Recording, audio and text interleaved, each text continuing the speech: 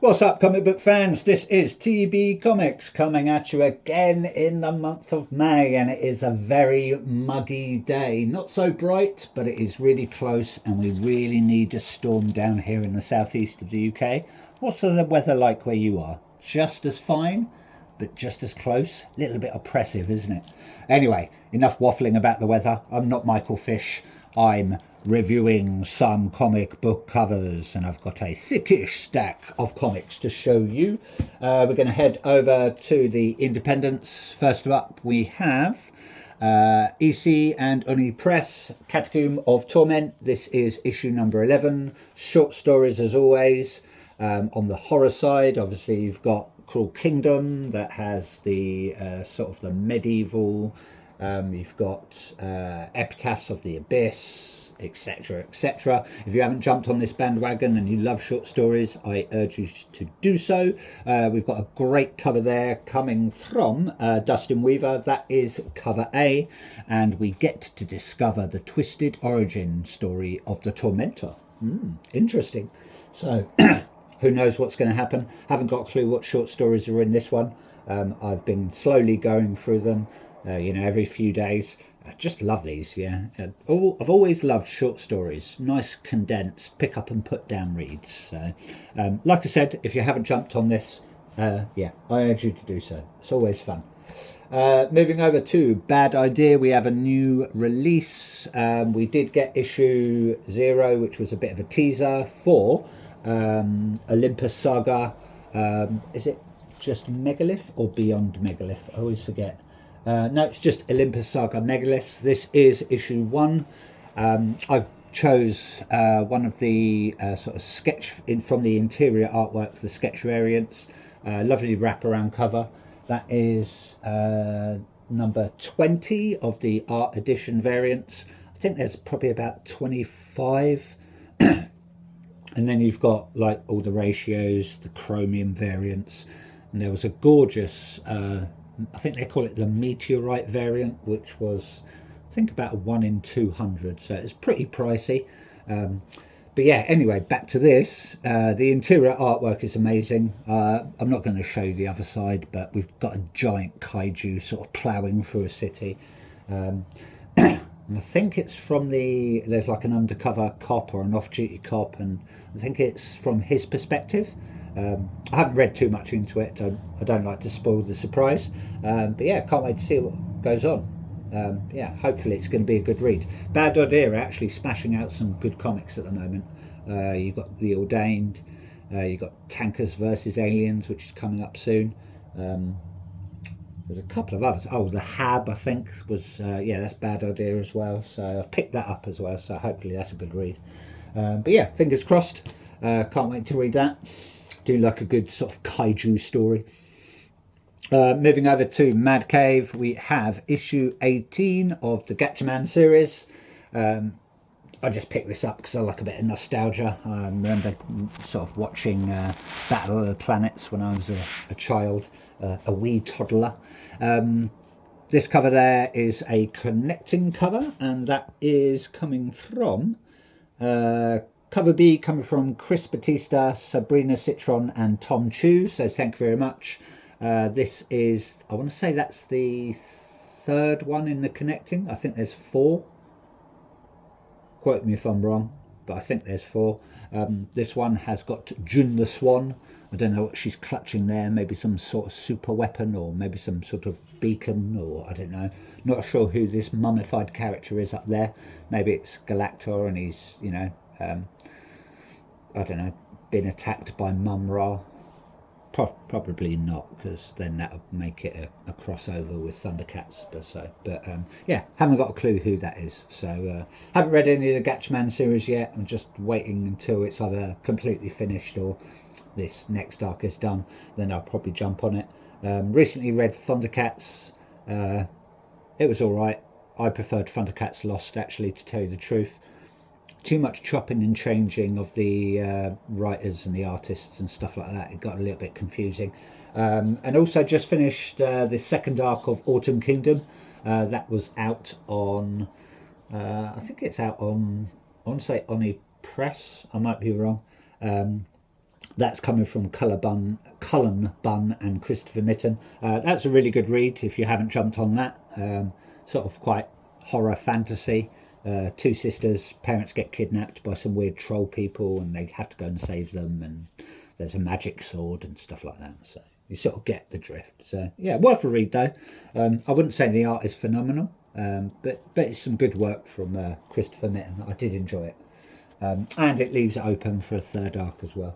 Moving on, few from Image, we have the Rocketfellas coming back again. This is issue 0.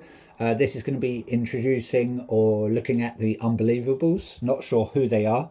I just know we've got the monsters of Dr. Moreau, or the animals of Dr. Moreau. $1 Trillion Kid is coming along soon, I believe. I'm not sure if that's going to tie in with Rocketfellas and Horsby and Halo.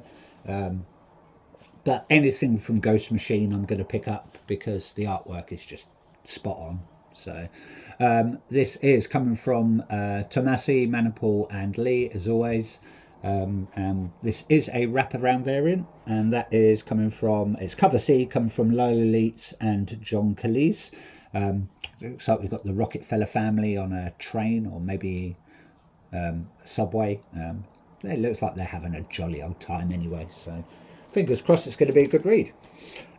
Moving over to The Darkness, part of Image and Top Cow. You don't hear much from Top Cow. I don't know if they're still going or they just have to put their label on this, because I think this is a sort of a reissue. Never read The Darkness when it was first released, so I thought I'll pick it up this time. Love the artwork. This comes from Mark Silvestri or Augustin, I want to say Padilla, Peranto and Company. Also Troy, looks like Petri, it might be Pebri, but I think it's Petri anyway. Looks like we've got, I don't know his name, so I'm going to call him Mr. Darkness there, sort of just posing with some little friendly imps, all carrying bladed weapons, possibly up to some mischief, who knows, eh? That colour there is coming from, it's cover B, coming from Camilla Derrico and Eva Tokar, so thank you very much, creative team, on that one. Moving over, I picked this one up because I found it quite cheap, so I thought I'd pick up it is a duplicate. I've already got this, but when you see something cheap and it's a nice sort of hefty ratio, pick it up, why not? That is We're Taking Everyone Down With Us, issue number 2. That is the full variant, cover E, from Christian Ward. It's a 1 in 50. I think I got it for like £4, so you can't go wrong with a foil sort of 1 in 50 variant. And if you did not read We're Taking Everyone Down With Us, highly recommended. Very funny, quite graphic in places, but yeah, quite whimsical. Robots, guns, sort of crazy megalomaniacs and stuff like that. So yeah, well worth a read. I did enjoy that. Did make me laugh, and the artwork's pretty good as well. Moving on, these are all DC now, I believe. We've got Deathstroke the Terminator, issue number 3, part of the DC Next Level All In, whatever sort of subtitle thing you want to give it. This is coming from Fleeks, Carmine G. Domenico and Placienza. I'm not sure Placienza's first name, I always forget. But in this issue, we have got in the crosshairs of Deathblow and Deadshot. Never heard of Deathblow, heard of Deadshot. I believe Deadshot's in Suicide Squad, I think. Not a character I'm hugely familiar with, but I believe that's where he's from. So yeah, heard good things about this. That cover there is coming from, where are we? That's cover A, coming from Carmine D. Giandomenico. So thank you very much, Carmine, and thank you very much, Deathstroke the Terminator team. Moving on. Now, I wasn't going to give into this, but I did. I've actually jumped on the Absolute Green Arrow bandwagon, picked up 2 copies just in case, just want to see what the hype is about, see if it's anything good. Not a huge Green Arrow fan, I just think he's a you know, what do you call it, Robin Hood sort of rip-off. But yeah, you know, I thought I'd see. Hopefully, it might be a different take, you know, and it's got that, from what I've heard, sort of horror, murder, mystery element to it. So I don't know if Green Arrow is actually sort of the protagonist or the antagonist in this.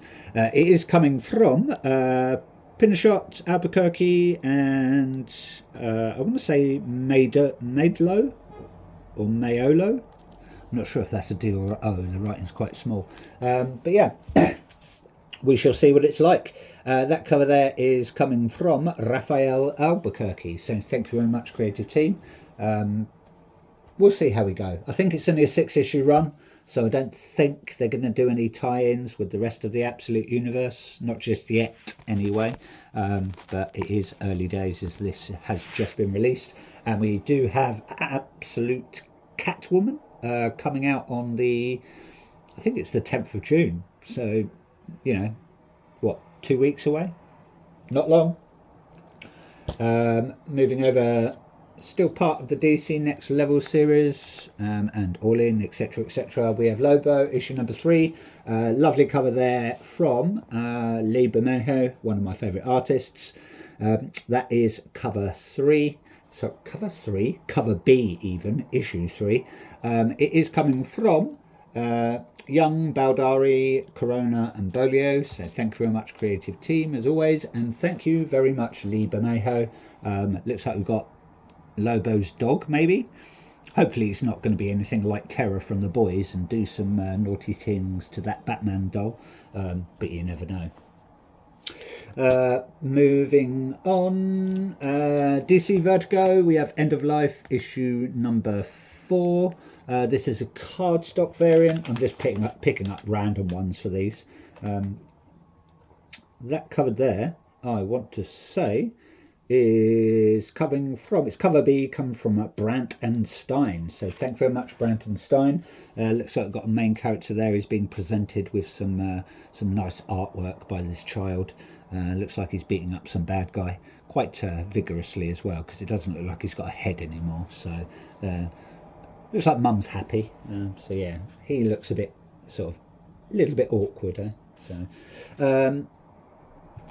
moving on. Another part of the Absolute Universe, we have Absolute Flash issue number 15. I'm going to move that camera out a little bit so you get the full view. This is coming from Lemire, Nobles, Robles even, and Lucas. Again, it's part of the All-In initiative, blah, blah, blah, blah, blah. That cover there is coming from Nick Robles. It is cover A, just got Wally West on the front there. I believe we've been introduced to Mirror Master, and I think, I don't know if it's in this issue or the next one, we're going to have Gorilla Grodd. A lot of people get him confused with, I believe is it Mala from, what's the one with the toilet helmet? Oh God, I'll forget his name. Oh, Peacemaker, yeah, so... but yeah, I haven't got a clue what this is, you know, any of the story yet. So hopefully it lives up to the hype. I don't know if it's going to tie in, like I said, with any of the others. Because I know that Wonder Woman and I think Superman is tied in with Absolute Batman. But you sort of like, yeah, you've got Absolute Martian Manhunter, sort of standalone, I believe. Absolute Green Lantern is standalone. And I'm going to assume that Absolute Green Arrow, for now, is going to be standalone. So you never know, we might get a full-on Justice League in the future. I think that's what they're going to aim at. So we shall see, you know. We shall see. Don't want to speculate just yet. And then last and least, managed to pick up a very nice variant set of Absolute Batman issue number 20. This is coming from Liam Sharp. I've got the... is it...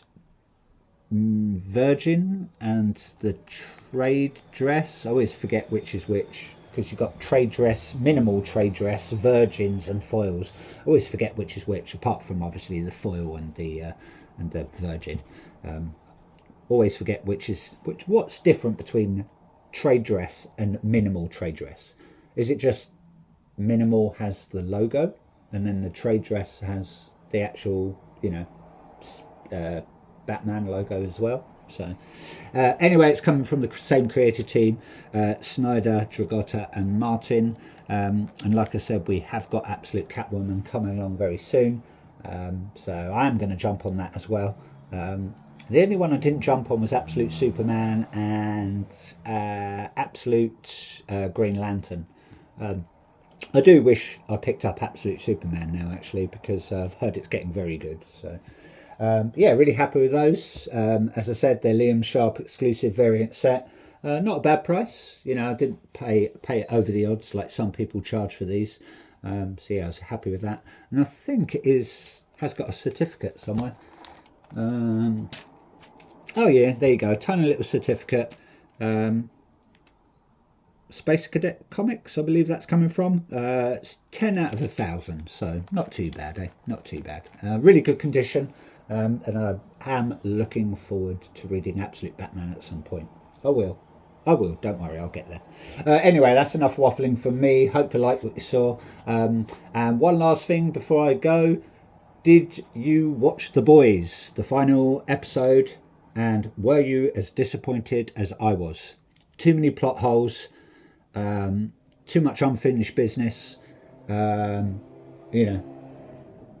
one thing that really annoyed me was when Kamiko was getting a huge doses of radiation, and then five seconds later she just steps out of the containment unit, obviously being radioactive, but they're all right. They're just absorbing all that radiation. They're fine. And then Huey and Starlight go and have a baby. Now that baby will come out with 3 heads, 4 arms and 26 eyes in reality. So it's going to be a mutant baby, in my opinion. Yeah, but I did like Butcher doing sort of the comic version of Homelander's death when he skull effed him with a crowbar. Yeah, I did find that funny. But yeah, I was very disappointed. Just seemed like a big rush job. I think they could have got another season out of it and just slowed the pace down and tied it up nicely. But yeah, what were your thoughts? Let me know. Always open to comments and stuff like that. Anyway, enough waffling from me. Take care, everyone. Keep comic collecting. Ta-ta for now.